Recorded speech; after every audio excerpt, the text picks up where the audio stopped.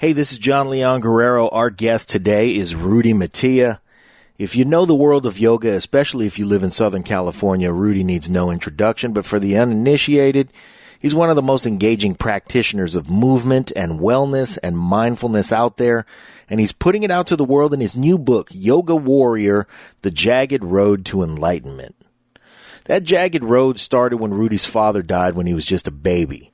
And his mother raised him on her own until she passed away when he was just 9 years old. He struggled through 20 different foster homes by the time he was 18, and by then he probably joined the Marines just to take it easy a little. But serving made him a warrior. When he got out, he rode with biker gangs, made his living for a time as a bouncer. He knows all about strengthening and conditioning the body like forging metal. But he became a first-time father at age 50. He has a beautiful little daughter, and he's centered like few other people you will ever meet. This episode is brought to you by Pete and Pete, but make no mistake, I'm a huge follower of Rudy, and I love everything about him just as much as the Petes do. And while we're on the subject, Pete Koch, that fucker's in a national commercial for Apple of all things, so keep your eyes open for it, no pun intended. It's the commercial where Pete's iPhone recognizes him when he rolls over and just barely opens one eye. It's clever. You're going to dig it. Congratulations to Pete Koch. Everybody follow Pete Koch on Insta. You'll be glad. And follow Rudy Mettia on Insta as well, on Facebook, wherever you can get a hold of him. He's got YouTube videos. He will enlighten your ass and get you moving. And get moving. And as always, if you dig what we're doing, please subscribe on YouTube and turn on those notifications by ringing that bell, or give us those 5 stars in iTunes and drop a review on us. It helps the show get profiled and noticed, and we sure love and appreciate you for doing it and for listening in. Here's our guest today. You are going to fucking love this guy a lot. We all do. Just you wait. Here's Rudy Mettia. Lions Rock Productions. This is Jay Moore. This is Greg Proops. This is Jordan Harbinger. This is Dexter from The Offspring. This is Nathan This is East. Sebastian Younger. This is Rick Mora. This is Stuart Copeland. This is Mick Gillette. This is Andy Summers. Hey, this is Skunk Baxter. This is Gabby Reese. This is Rob Bell. Hey, this is John Leon Guerrero. Hey, and this is Pete A. Turner. Hi, it's Rudy Mettia with SquatBoxGym.com, and you are listening to it on the Break It Down Show. And now, the Break It Down Show with John Leon Guerrero and Pete A. Turner. Yes. I'm going to turn it over to Pete. Yeah, Pete and Pete. This is Pete Koch again. My old friend, Rudy Mettia. Thanks for sitting down with us today. I told Pete Turner that I've got one of the most interesting people in the 30 years that I've lived in Hollywood, and I think he'd be a great asset to the show. Rudy Mettia, a.k.a. Rudy Smith. Yeah, that's a long story. Yeah. Not criminal related or anything. Right. It's totally legit. Rudy and I met many years ago when Rudy was and this isn't just opinion, this is factual, or the number one doorman in Hollywood. And he operated at the door of the most coveted nightclubs to get into, with all the stars and the multimillionaires and they wanted to get into, and they had to get through that impossible line. And to get into the hottest clubs in Hollywood, you had to get through Rudy with his purple sport jacket. Yeah, listen, that purple sports jacket was inspired by Magic Johnson in 1989 or something. You know, it's funny because that job was coveted, you know, and you think, doorman, that's terrible. But the fact of the matter is, in the vanity and the powerful people in Hollywood issue, one time a friend of mine named Mark, he kind of took over where I left off. He was named the 100th most powerful person in Hollywood because he's a doorman at what was it? The Gate? No, not the Gate. The House of Blues? Up there by the Mondrian Hotel. The Sky Bar. Yes, the Sky Bar back in the day. So it was a pretty good, prestigious job, and it actually opened so many doors for me that I would have never had opened ever in my life as a country boy coming from a pig farm in North Carolina. But I digress. But I just like to always mention to people, Rudy is, as you'll hear in just a second, I want to get to the Yoga Warrior 365, your legacy there. But out of the gate, from North Carolina, a Marine, served our country proudly. Thank you for your service. Beyond that, educated at East Carolina University. Pirate? Right? Yeah, it didn't last long. It lasted about a semester and a half when I came out of the Marines. East Carolina University was 30 miles away from Cherry Point, North Carolina, where I was stationed. And I was 22, and we had a football team. We had an all-Marine football team, and I played linebacker. And I think Terry Long was trained in the gym down. I think you know Terry Long. Terry Long was trained down in our gym, NFL. and he was telling people, he said, you can walk on to East Carolina and give it a shot. So I went to East Carolina for a month, and I was going to try to walk on. And I twisted my ankle on the first thing, and being a walk-on, 22 years old, I didn't get a lot of time to heal or anything. So that was it. I was there for about a month, and that was all. Yeah, it's a tough business, even when it's not a business like in college. It's highly competitive, but at least you got a little taste of that. I respect that. And we're about the same age, so at the same time, I was playing football at the University of Maryland. Yes, you were. And doing some things there. But not long after that, and you got the Hollywood, the doorman thing. But I want to, and then we'll work our way back. But I want to talk about the fact that Yoga Warrior 365 is a brand those people that are yoga aficionados are familiar with, and the Udaya company that facilitates these amazing products. And you're the man. You are the Yoga Warrior, and this is something to be very, very proud of. It's something that you've built up over the span of half a decade, I suppose.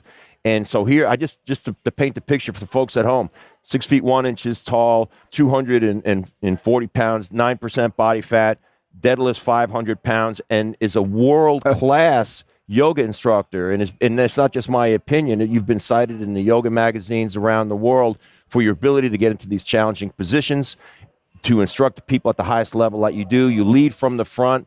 Very few people, I dare to say, you're the only man on the planet that can do both, that carry so much yoga skill and athleticism and mobility and flexibility, and couple that with a 500-pound deadlift, a 300-pound plus bench press, etc. How does that happen? Well, it doesn't have as much as it used to, and I'm actually better. I think, honestly, with transparency, I'm probably better at teaching it than I am doing it. I can do it, but, the stats you mentioned, 6 foot and 200, we're about 225 now. It's hard to get in some of what we consider yoga poses that are contortive. So I think what I've done that has helped me in Los Angeles, I was named best yoga teacher 4 different times. And Los Angeles is the mecca of yoga in the West, and the greatest teachers in the world live here. So I'll take that. I'll take those acknowledgments with a grain of salt, because there's some amazing teachers I look up to here in this town. But I think what happens is I took something that could be complex and unapproachable, and I didn't dumb it down, but I simplified it a little bit. I didn't see a reason to sit on my butt and put my foot behind my head, or do a one-hand handstand, although that looks pretty cool, and I like to be able to do it. But I thought it was more about loading the joints, maintaining our periphery range of motion. Our talents are taken away from us at the very edges, right? We used to be able to sprint. Now we're just walking, right? Yeah. So we start to lose those abilities at the edge. So if we just reach out to the edge and tap those ranges of motion efficiently, and as you mentioned earlier, something functionally, I think it helps. I think maybe not dumb it down, but maybe make it more accessible. Because I think I bring a lot of people to it who otherwise I'm not, the things you mentioned about being an athlete, men, because it's usually 70% women, maybe dudes will see that and go, that guy can do it, I can do it. So maybe that helps with the acknowledgement I've gotten in yoga. That's a great point. I think so. Yoga is that 70% women.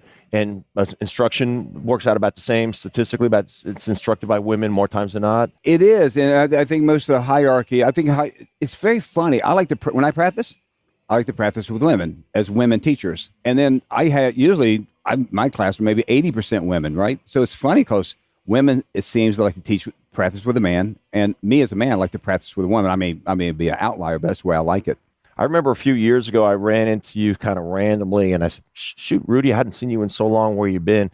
And you told me that you had been in India. And I said, what brought you to India? And you said, I was learning. Yeah, I was learning the yoga thing. I mean, everyone was doing, when I first got in, I was wearing beads, and I was chanting, I was playing harmonium and doing Vedic chanting and all that stuff. Because I thought that's what yogis did. I mean, I let that go a little bit because I was more about the physicality of it. That's what appealed to me. So I went there thinking I need to learn that, but it's very funny. Yoga in America is so different from yoga in India. In India, they just sit and meditate, and that's their yoga. Here, if you're not doing a handstand, you're not any good at it.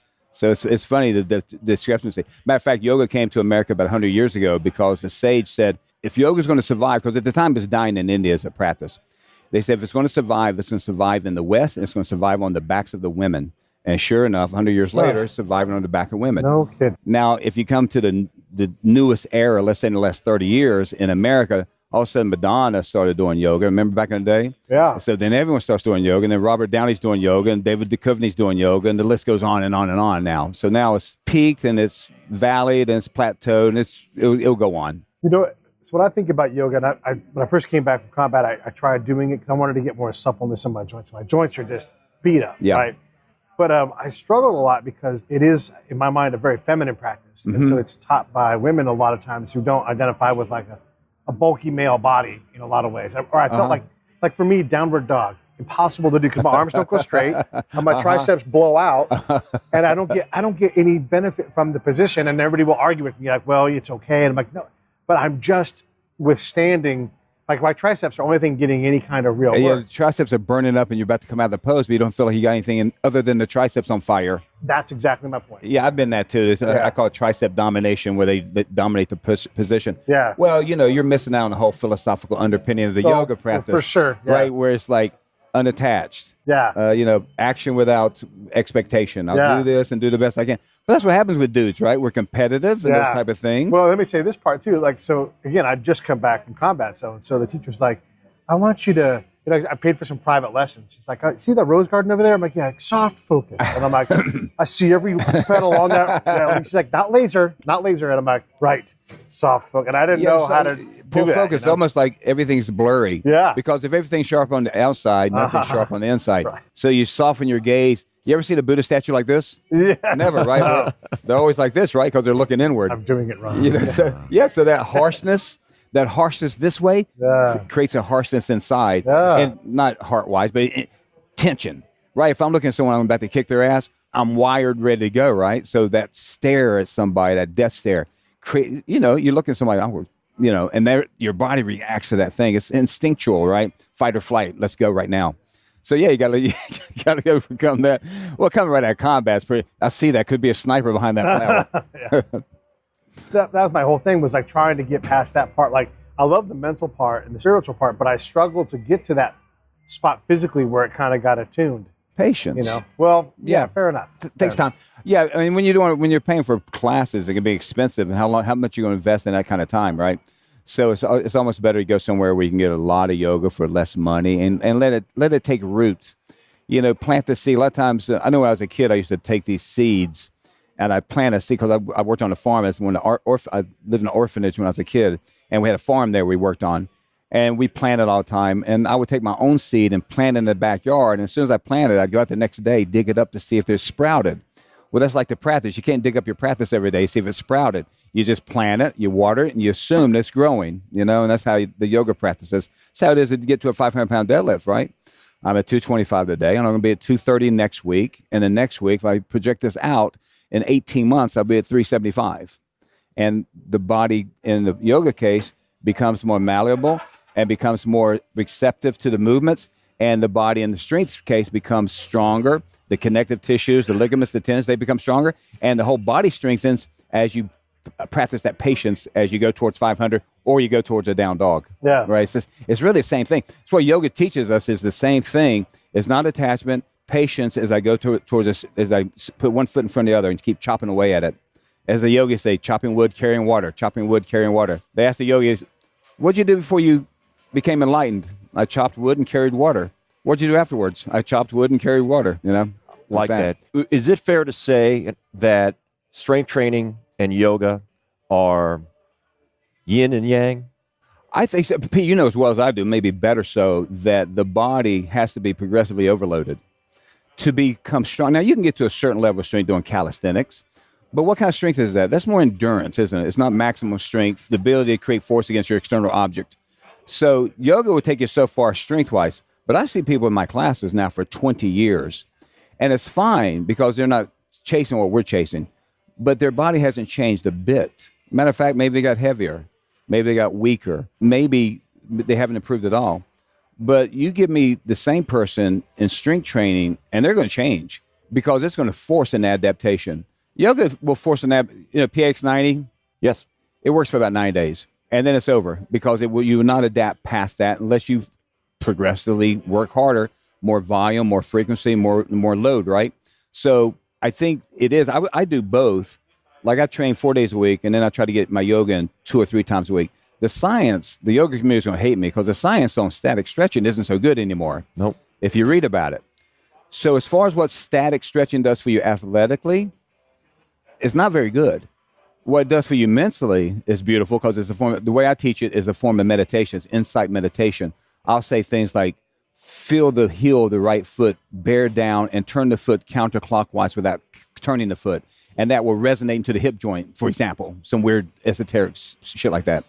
So mine's more meditative. And so when I train people in yoga, I don't expect everybody to do anything except what we're doing at this moment. I expect them to look the same way in 20 years, unless, of course, they get crazy and clean up their diet and do something else. But strength training is totally different. So I think it is the yin to the strength training yang. I do. But I think conversely, that strength training can be performed just like yoga's performed, with a connection to the breathing, connection to feeling the muscles working, just like you do in yoga, right? To me, it's the same. The psychological arousement is about the same. There's no psych up. There's no big fired up thing, you know? It's just a constant steadiness. Can everybody who engages in strength training benefit from yoga or a form of stretching, and vice versa? Because we've got, you know, a huge part of the population that's either taking a yoga class, and now these, you know, actually identified kind of stretch classes, which I think is kind of cool too. And yet there's a lot of people that go and take a yoga class, but they never engage in any strength training throughout the course of their life. So is this a way to optimize your body? The strength and the yoga together? Yes. Now, at this stage in my life, with what I've learned and what I've experienced, if you took one of these two things away from me, the strength training or the yoga, and I had no choice, I would say take the yoga. I can give what the yoga gives me sitting in a chair and meditating, but I can't get from strength training anything that in any other place than from strength training. The loading of the joints, the restoration, and if not the conserving muscle mass. Mm-hmm. You and I talked in the gym one day. We thought maybe that number was a half a pound a year or a pound a year, whatever. Muscle wasting. Whatever it was, scarcopia, whatever that name is for muscle wasting, and how that affected longevity, how that affected independence. I mean, if you want to stay out of the nursing home longer, maintain your muscle mass, because the minute you get frail, I mean, you start to lose your independence. I mean, hormonally, what it does for you, cardiovascular, what it does for you, metabolism, your insulin sensitivity. So to maintain and to restore muscle mass, I think is the ultimate fight every single day.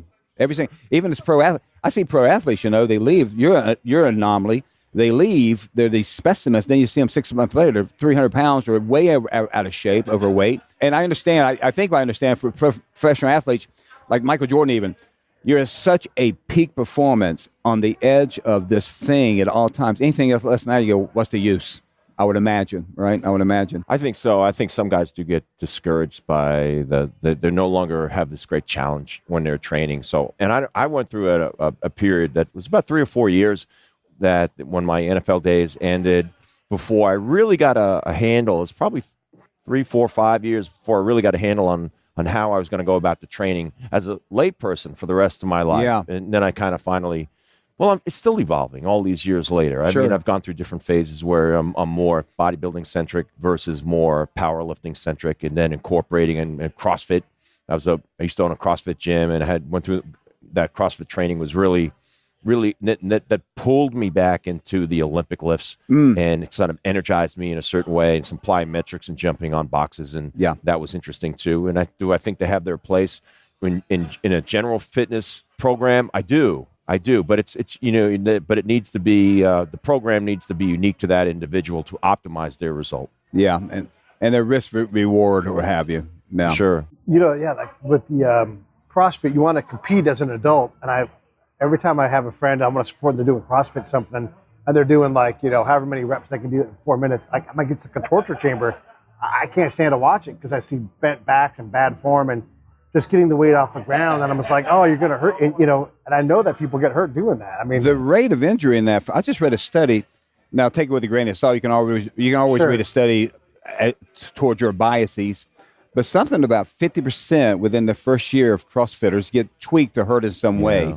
I love what CrossFit has done. It's created this boom in this industry that now I'm more interested in than I am in the yoga industry, to be honest with you, because I've just done yoga now for 20 years. I'm not bored with it, but I just want to grow into another aspect. And to answer your question earlier, Pete, I don't know if the stretching, now with the new science of stretching, I wouldn't include the stretching necessarily. Now, dynamic stretching, like I see you do sometimes, that kind of stuff, I get it. But the static stretching, I think teams now, I don't know if you did static stretching with the Raiders or the Chiefs, but teams now don't do a lot of static stretching for the game, I don't think. It's more of a dynamic thing. Can you give us kind of like a 30-second primer on the difference between the two? Well, static stretching, Pete could probably give you a better dynamic stretching than I could. But static stretching is like going into a lunge position and holding it for like a minute. Right. And, like and a dynamic stretching, maybe jumping back and forth in that lunge position, right? Okay. Something like that, yeah. Yeah, dynamic stretching or kinetic stretching. Yeah. So it's there's movement in the stretching. In the old, we all remember from gym class, sit on the ground and extend your leg and then try to touch your nose to your knee and hold that for a 10-second count. You know, those days, what they've determined through sports science is that stretching that way, a static hold stretch before an athletic performance, let's say before a tennis match or before you were going to throw the javelin, is going to actually diminish your athletic performance. It sort of deadens the nervous system when you want the nervous system and the muscles to be excited for taking on a peak performance from your body. So the place for static stretching might not be totally gone, but it might be the best place to position it for an athlete might be at the end of the workout. Yeah, I think that's more clear. I the studies I did read were prior to performance, because the explosion or contractile power of the muscle for 24 Force hours. Production. For 24 hours was somewhat limited. Not limited, but somewhat diminished or compromised. Sure. And if you're an athlete playing at the top of the game, then you don't want any diminishment. How does somebody go from being a Marine to a doorman to getting into yoga? I mean, we jumped straight into the depths of some complex talk about pig yoga. farmer. But how did you, when I was a kid, what was the attraction for a Marine and a power lifter? Yeah. Well, how does that guy say, I really want to dig into yoga? I was in your turf. I was at Gold Gym Venice in 1990. And back then, there was a back room for fitness in the back corner where the treadmills are now. And they used to do boxing in there. I used to do boxing with a guy named James in there. I don't remember who he is. And I was still training, but and I had a labrum thing. And I looked in a window, and there was like 20 women in down dog. And that's all I needed to know. Yeah. And I said, what the hell's going on in there? And we looked on the schedule. It said yoga. And I went, yoga? I said, I'm going to try that. I said, my shoulder hurt. I can't do anything. I went to yoga the next day and did down dog, like you're talking about. And it felt so good. And funniest thing about it was, I remember like it was yesterday, I went, I got this. I know this stuff. Because like you said, I was a bodybuilder. Lat spread, right? Flex this muscle, turn this way, do that. I knew how to control my body in those ways. So I was very intimate with my body because my whole life, that's all I had was my own physicality. And so I had become somewhat of an expert of movement. And so when he says, spin the outer heel back or let the right hip point come forward in line with the left hip point or whatever the cue was, I got that. I totally understand it. My coordination was on. My coordination was like I was some world-class gymnast in day one, just coordinated-wise. I knew everything because like you, Pete, I did sports my whole life. I'll give you another example. It's not about me. A dancer comes to yoga. They got it in the first minute as far as the physical stuff. So I thought I had it, and then I practiced for about 5 years. Then I went and got trained by the top trainers in the world. One of the most famous yogis in the world trained me.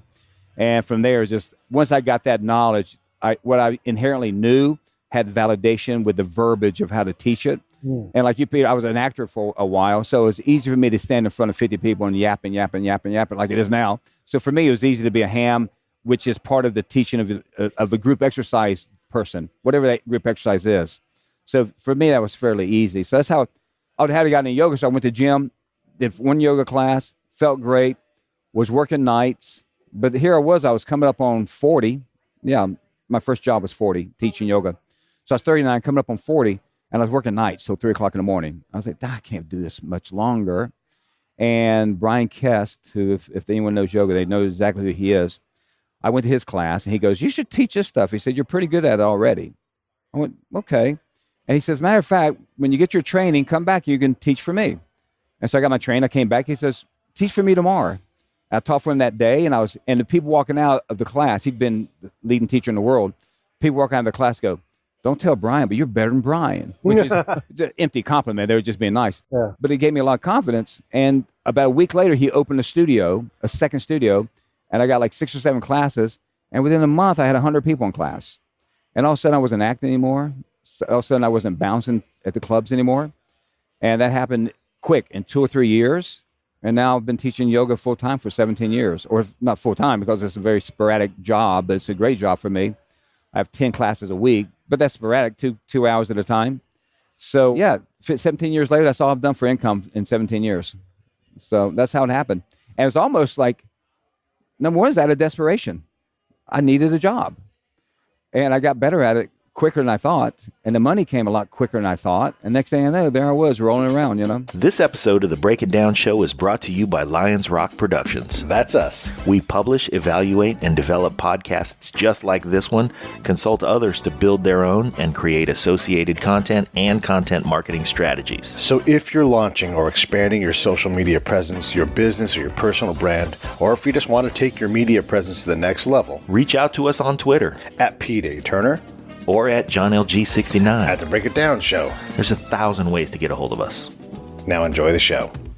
I needed a job. And I got better at it quicker than I thought. And the money came a lot quicker than I thought. And next thing I know, there I was rolling around, And you make yoga now accessible to people, like so many activities in this world, virtual, right? Because we can find you, the Yoga Warrior 365, by going to, tell me how that works. How do you reach people now? Udaya.com is the name of the company. When I was acting back in the day, I was chasing a man named Avi Lerner, and Avi Lerner has produced probably 500 or 600 theatrical motion pictures, Rambo being his last one. He just did Rambo 5 just last week, and the Expendable franchise was his, and about 500 more. London is Falling, The White House is, all those, he done all those. I used to chase him for jobs all the time. And one day, 10 years later, this guy comes in and goes, have you ever worked for my company, Millennium Films? I go, yeah, I work for Avi Lerner. He goes, that's my father. I'm Yariv Lerner. I was like, oh, hell to meet you, And he says, I want to learn how to teach yoga too. I said, I'll train you. So I trained him to teach yoga. And at the same time, he was thinking about doing videos, online videos, because remember, his film company, Millennium Film, he loved yoga, though. And his father was still the CEO of Millennium. So he just wanted to have a little side product that he loved with the umbrella of Millennium Films over top of it. So he became a subsidiary of his father's company.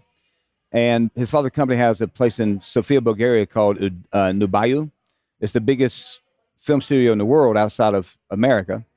And they just shot Rambo there. They shot 300 there, all these films I was telling you about. So we'd go there every August and we shoot hundreds of hours contests. We'd have stages like the Romans. We'd use some of the 300 sets. Yeah. So our sets were like these amazing sets. And we use the same crew, 3 cameras, dollies, ADs, directors. We use the same crew that just shot Rambo the day before. And then they would just segue onto shooting our yoga DVDs. And it became this amazing thing. And then we've shot thousands of hours.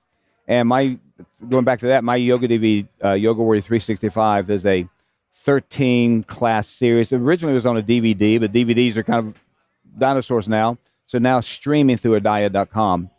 Not just me, but now with hundreds of teachers, thousands of classes. We're subscription-based. I think it's like $18 or $15 a month, and you get all the yoga you can want at home. So that's how that came about. It came about, and now the father, Avi Lerner, is now retired, and now Yariv Lerner is now the CEO of Nubayu, and he's also still running the yoga company.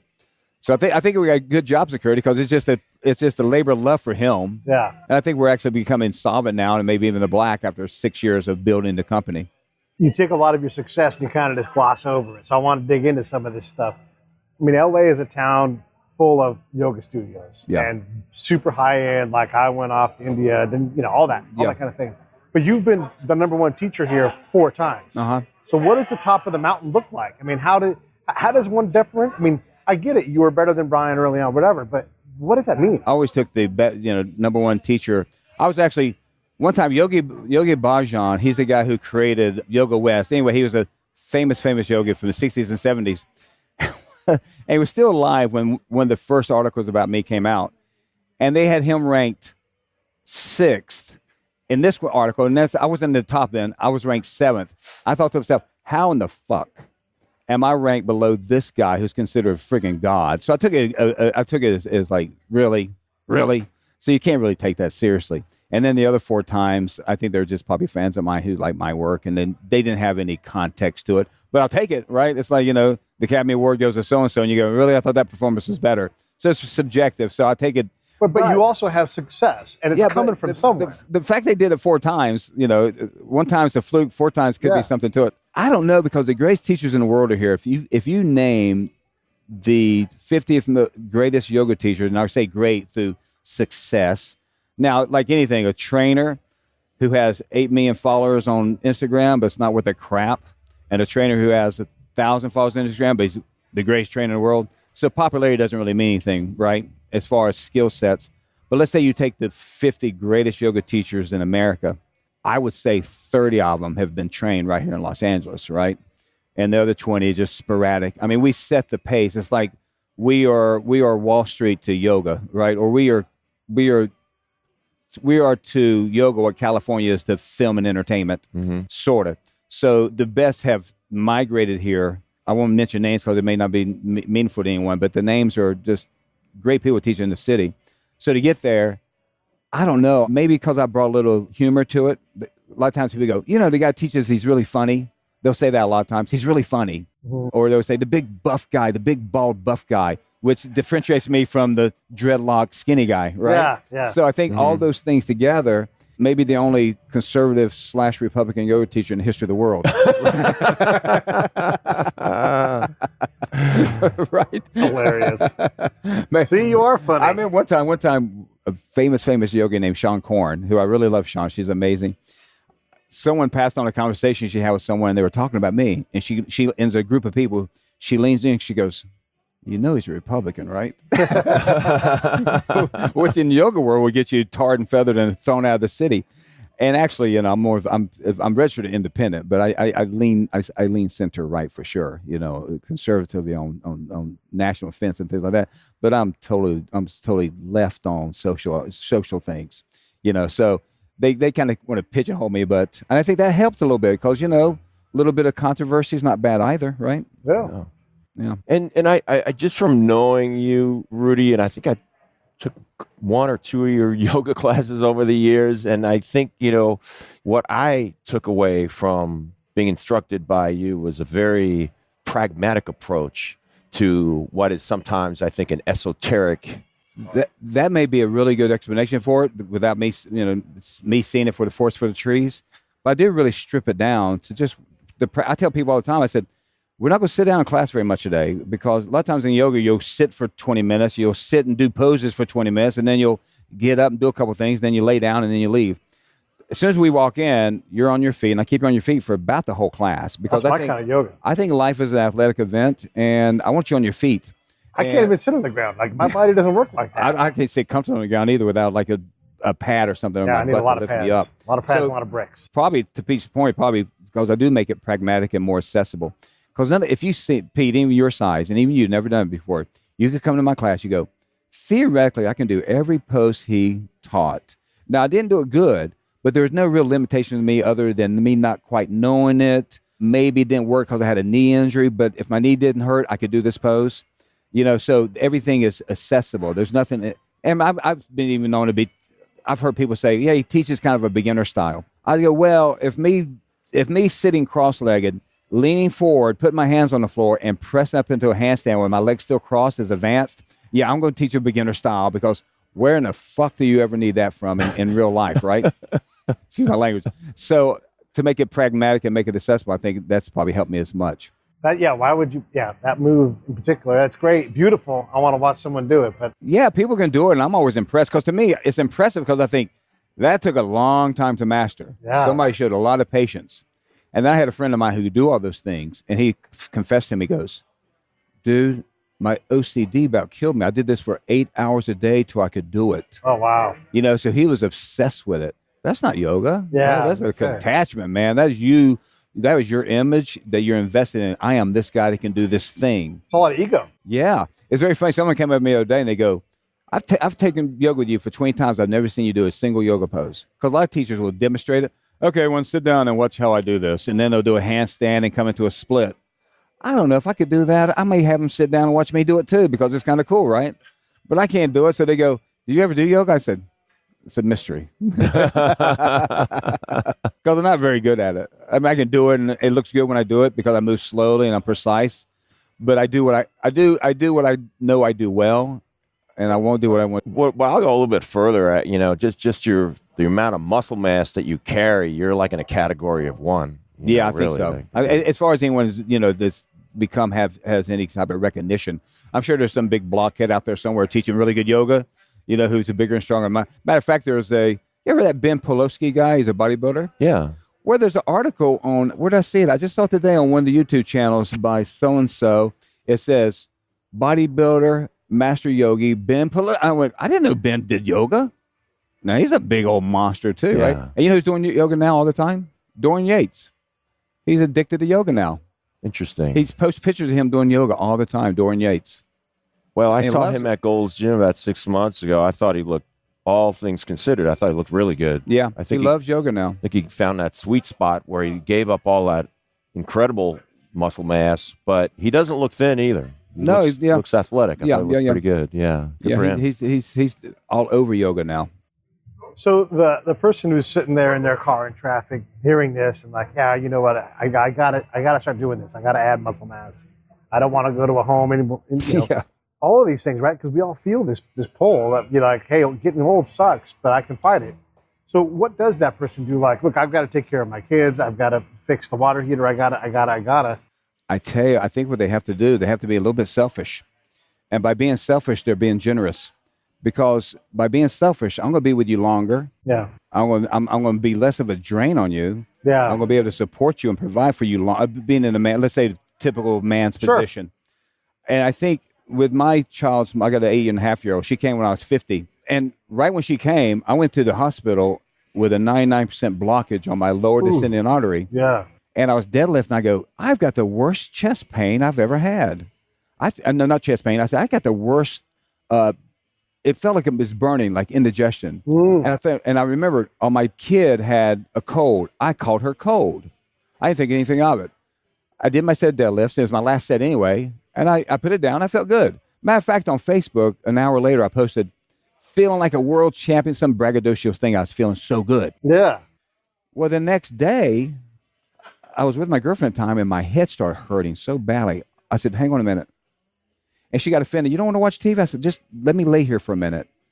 And she went down, storming off in another room. I laid there for a minute, and I felt terrible. And then it went away. And the next morning, I had to get up and go to work. And I jumped up, and I went, oh, shit. And I went, call the ambulance. And I sat down. I went, and I had to work. I had 12 people who just paid me $3,000 to teach them yoga for 12 weekends as a teacher training. And I said, hang on a minute. No, I'm okay. I just anxiety for this teacher training. I got up and I worked for 12 hours. Got home. I was laying on the couch, and my kid's mom says, are you okay? You look awful bad. I go, yeah, I think so. And the VA is right up here. Yeah. Right? The VA is right there. It's right down and the I road. live right here. Yeah. She goes, why don't you just go to the VA real quick and have them look at you? I said, all right, I'll go over there. Thank God she was there, man. Yes, I go to VA, and he says, yeah, your blood pressure is 115/70, and everything looks good. He said, what's your family history? So I get my family. He said, your father died at 32, your mom died at 42. You know what? And I walked into the ER, and there's an Asian doctor who goes, Rudy, my yoga teacher. And I was like, oh, geez. So because he was there, he goes, I'm admitting you tonight. I said, really, I'm fine. He goes, listen, I want to go to yoga. It's a Saturday. I want to go to yoga Monday. I don't want you dead. So you're going to stay here tonight, okay? I go, all right, I'll stay. He says, I'm going to put you in a private room, too, at the VA. Yeah. I go, all right. So he puts me in a private room. So cool enough, one of my yoga students saved my life, basically. So I go in, and then they put me on one of those drips that thins the blood right away, and thins the clotting or whatever it is. They don't know, but they put me on that just in case. Now, cardiologists don't come until Monday. So I'm there Sunday night. Finally, Monday night, a cardiologist comes in and goes, we're going to test you Tuesday. So I'm there for 4 days for this thing. Now, by now, I'm feeling great, still on a drip thing. And the drip thing is whatever that medicine is that makes the blood thinner so you don't vapor lock. Mayonnaise. And so the guy comes up to me, he goes, I've trained with a lot of athletes. Here's what I'm going to find. We're going to go in there. You're going to have some frayed arteries. He said, because a lot of athletes with high intensity training have little frayed arteries. And it shows as heart, like angina, whatever that word is, angina. He said, that's what's going to be. He said, I'm going to put you on about a week rest, and you'll be fine. He says, I could be wrong, very cocky, as most cardiologists are. He said, could be wrong, but I never am. I said, all right. So it rolled me into the place where they did angioplasty, right? Where they stick the thing up your leg and go into your heart. Yeah. Number one, they stripped me down butt naked. They put this thing on my penis that looks like a garden hose, right?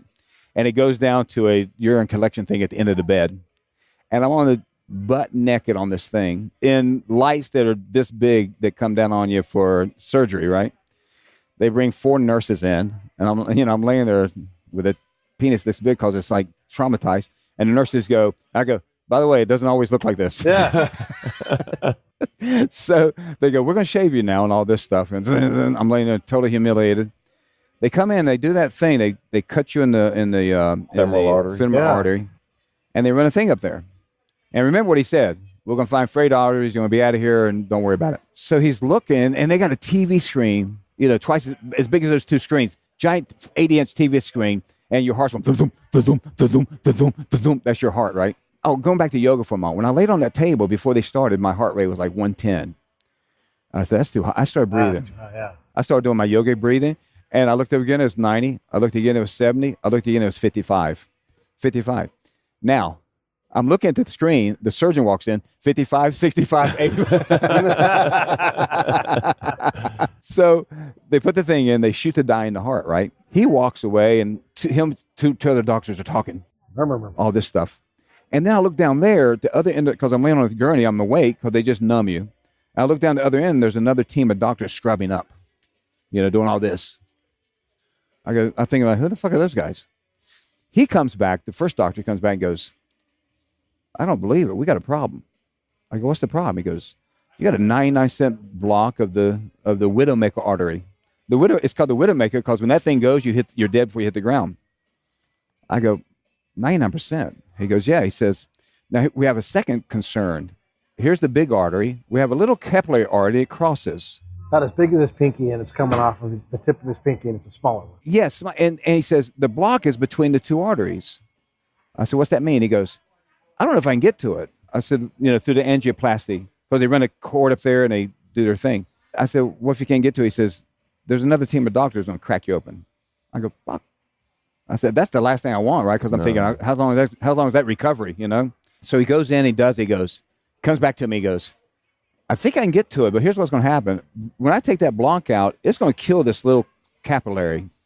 I go, it's a little capillary, what's that mean? He goes, well, you're going to have a heart attack in a minute. I go, what? He says, we're going to induce a heart attack to kill this capillary. I go, all right, so a heart attack. I'm thinking the worst case, heart attack, right? I go, what's that mean to my long-term health? He goes, I don't know. He says, maybe 5% of your heart function will be damaged. I said, what does that mean to me walking down the street? He goes, you'll never notice it. I go, all right. He said, either that, we can crack you and do a bypass and not kill that part. I go, nah, fuck it, kill it. So, all right, he says, when I inject this, he said, when I open this, you'll feel it. He said, you ready? I go, well, I'm in a hospital. There's no better place to have Slow a heart down. attack. Yeah. I'm like, I said, go for it. And so he says, here it goes. And as soon as he said, I felt something. It's like, the old saying, elephant sitting on your chest. He said, how you doing? I go, I'm pretty good. He goes, what's the pain? I go, about a 7. He goes, what about now? About an 8. What about now? About a 9. He said, that should cop off. He said, hang on there. Hang on. What's it now? About an 8. Now 7. Now 6, 5, 4, 3. What is it now? It's about 2. How do you feel? I said, I'm okay. He said, that's it. He said, you're clear. He said, no more blockage. And so they take you into the ICU, and they take your blood peed every 3 hours. And there's an enzyme that tells you how much damage your heart was. I said, what's the rate? He said, it can go from 1 to 100. And I think he says, and when it raises up, let's say it gets to 10 and it drops back down, 10 was where you ended up at. So they came in every 3 hours, took blood. He said, you maxed out at about 4. He said, so I predicted 5%. He said, you're at 4%. He said, and I've never noticed it since, I don't know how I got off on that tangent, but something about, anyway, so that was my heart thing, however I got off on that. Yeah. Wow. Oh, I know it was. What? About how to get the guy who doesn't have any time. Yeah. Well, when I came out of that, I said, man, Well, number one, I thought, I'm going to lose all my muscle mass. Because at first, the doctors say, well, you're just too heavy. You're 220 pounds, and you got too much muscle, and you can't lift anything over 20 pounds for the next 6 months, and deadlifting's out of the question for you, and never do squats again, and all this stuff they warn you about, right? And that's your job, to tell you, don't do anything. And 2 weeks later, I was deadlifting again and squatting again. I was scared because for 6 months, I had this place between my shoulder blades that hurt. I was like, what the hell? I thought I pulled a trap or something, right? And it turned out right behind that spot was that lower descending artery, and that's exactly the injury was. So I had that place behind my heart forever. I tell my students all the time now in yoga, I said, listen, this practice is a diagnosis for you. If you guys will pay attention, it may save your life because you'll diagnose yourself. You go, I don't know what this thing is or this thing or this thing, and it can help you. So I started training again, and I would get that little pain behind my shoulder blade again, and it scared the crap out of me. So for that 6, I wasn't very confident. And then all of a sudden that went away. I think I healed, and that went away, and it hasn't bothered me since. But the guy who can't make it to the gym, he just has to make the decision to be selfish for himself and go, yeah, it's hard. What Jocko say? Get up at 4:30, get up at 4 o'clock, go to bed sooner, that type thing. So it's really just choices to make. We were in Iraq, and we changed talks, jumped from here to there, a couple miles away, and everybody had to move all this shit. The military loves moving things. And there's this reservist officer, God bless, but he's there to do his job. But he's like, Sergeant Major, was the ops sergeant major. I need some help moving all my stuff. We're working all day, and we work till 3 a.m. And the sergeant major's like, move at 3:15. Then left. Just walked away. Like, I tell you, for the stationary guy or the guy who just sits around a lot, I think people tell you, walk out of the house for 15 minutes. Yeah. Go that way like you're catching a bus. Go 10 minutes that way like you're catching a bus. And then when you get there, you got to come home. That's 20 minutes. Yeah. And then go 15 minutes that way. Next thing you know, you're walking an hour. Forget strength training. Forget yoga. Walk an hour a day. That's going to increase your longevity from a guy who's just not doing anything. And it's so simple. And there's no excuses, right? You walk out of your house. You walk up the street. You walk back down the street. Work up to an hour a day, every day, or 15 minutes walk 4 times a day or something like that. Just get to moving. I'm sure Pete is. I'm addicted to movement, know? And I'm addicted to success stories. And every time I meet somebody that I haven't any chance at all to find out how they succeeded and as it relates to this, increasing their physical fitness or losing weight is a big topic, of course, in this country. And it wasn't long ago that I spoke to a man who's about my age in his 50s, and he lost about 100 pounds. And he probably had another 50, 70 pounds to go, admittedly. But he was in a real crisis in his mid-50s with his weight. And I said, how'd you do it? How'd you lose that 100 pounds? And he says he feels so much better. And he was going to lose the rest, and I'm sure that he will. But an important strategy for him was buying a dog or adopting a puppy. I don't know the course of events exactly, but he worked largely from home. He's a very successful business guy. He traveled a bit, but he had a chance to spend a lot of time at home. He goes, I feel like, and he lived in a place that had access to rural roads, hiking trails, safe, perfect neighborhood to get at. And he goes, because he tried to motivate himself to go and walk, as to your point, by himself, but he found himself just quitting on the walks or not even moving. But he knew that if he had a dog, that dog needed to get outside several times a day and do his business. And those turned into really long walks that he embraced, that changed to his lifestyle. He really enjoyed connecting with nature. And he lived in New Jersey, so he had weather there. Mm-hmm. But he said, that's okay. I'm not going to... I probably enjoyed the company of the dog as well. Of his dog, the whole thing, was such... And I was like, it doesn't have to be complex, but I'm a fan of behaviorism. And if that dog is going to make you elicit the response in your brain to get you to walk, find out what that thing is and do it. Embrace it. That makes sense. You said that thing that Dr. H told you about, like working out for 90 minutes unlocks your ability to do a lot more work too. Yeah, so Dr. H, the Dr. Robert Huizinga, Harvard-trained medical doctor. I first met him when he was the team doctor for the Los Angeles at that time Raiders, and that's the Howie Long, Marcus Allen Raiders for you fans of football in the 80s. And he sort of evolved his career in many different directions. He's been my doctor and a friend of mine for 3 decades now, and he was the supervising physician on the reality show The Biggest Loser. I think they ran 17 seasons. They didn't do a show a year. They would do like a show every 8 months. I think it ran about 13 years, but they had anyway, hundreds and hundreds of obese contestants came through the show and had outstanding results. He kept copious medical records on all those people, and he determined that you need to move. If you're obese, you need to move for 90 minutes a day. Move 90 minutes a day. And how you fill that in looks. If you're way off the mark with your weight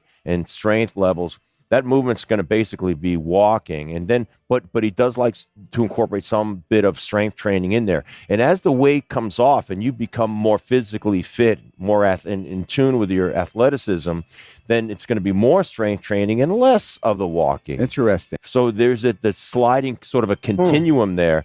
But he also has a belief, because he works out for 90 minutes a day, 6 days a week himself. He was, and he's in his 60s, and he's 8% body fat. He's amazing physique. And he believes, he goes, and here's a man, who studied biochemistry at Michigan before he went to Harvard Medical School. His father was a nuclear physicist. He's got an extensive background in the natural sciences. And he says, I can't explain it, but I believe that when I exercise 60 to 90 minutes a day, I get more out of my day. I get more production out of my day. Everyone wants to view that time at the gym or on the exercising as a subtraction. He goes, it works out to be a pure addition to me. Yeah, I believe that. It gives you, I think it jumpstarts you, gives you more. That's why it's important to do it in the morning. Yeah. The earlier the better, I think. A lot of times your day gets ahead of you. Next thing you know, it's 4 o'clock. Yeah. And if you get it's 4 o'clock and you get on the couch, it's a good chance you're not going to move, right? Yeah. But I think that's true, Pete. Just start with walking and then move up from there. Yep. We're going to run out of time with you. Well, that's okay. Tell us once again where we can find you. And everybody's riveted about your heart attack story and everything else. That was crazy. Well, I'd like them to look for me on Udaya.com, UDAYA.com. And then my new project is Squatbox Gym, one word, .com, which will be launched tonight as far as the website. Nice. And also Squatbox Gym on Instagram, or Rudy Mettia, Mettia on Facebook. So that's the best way to find me and join in with the conversation. Love to hear from you. Yeah. Come on again, because you've got 100 stories to tell. Yeah, appreciate the time. Sorry to drone on and on. No, yeah, good job. You did great. Thank you, Pete.